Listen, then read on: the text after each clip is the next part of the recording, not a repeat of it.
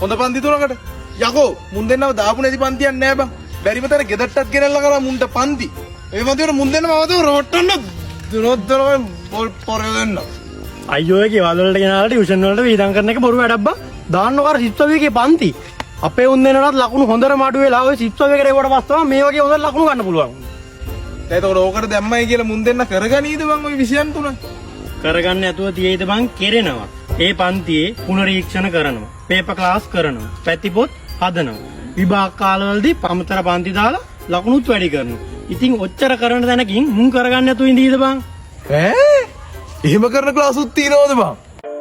ගණිතය, ඉංග්‍රීසි, විද්‍යාව යන විෂයන් තුනටම සාමාන්‍ය පෙළ විභාගයට ඔබත් ඒ සාමාර්ථයක් බලාපොරොත්තු වෙන සිටින අයෙක්ද?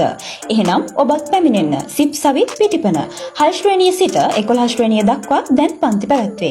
පන්ති කාලය තුල පැතිපොත් සෑදීම, පුනරීක්ෂණ සිදු කිරීම, ප්‍රශ්න පත්‍ර සාකච්ඡා කිරීම, විද්‍යාව විෂයට අදාළව පරීක්ෂණ සිදු කිරීම, ඒ අසුරින් ඉගැන්වීම් සිදු කිරීම, විභාග කාලයේදී අමතර පන්ති මගින් ශිෂ්‍යයන්ගේ ප්‍රතිඵල සංවර්ධනය, විද්‍යාව ගිහාන් කටුවෙල, ගණිතය ලක්රුෂාන් දනංචය, ඉංග්‍රීසි තාරක සන්දිර 100% ප්‍රතිඵල පෙන්වූ එකම ටියුෂන් පන්තිය සිප් සවි පිටිපන. ඒ සාමාර්ථ තුනක් සඳහා සිහින දකින ඔබත් දැන්ම පැමිණෙන්න සිප් සවි පිටිපන.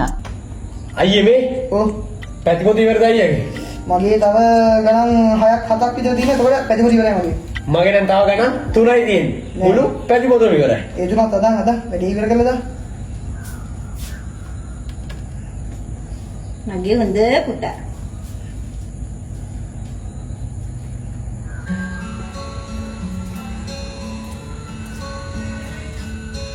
මේ අපි ළමයි දෙන්න මේ පාරට විෂයන් තුන හොඳට ලකුණු අරන් තියෙනවා.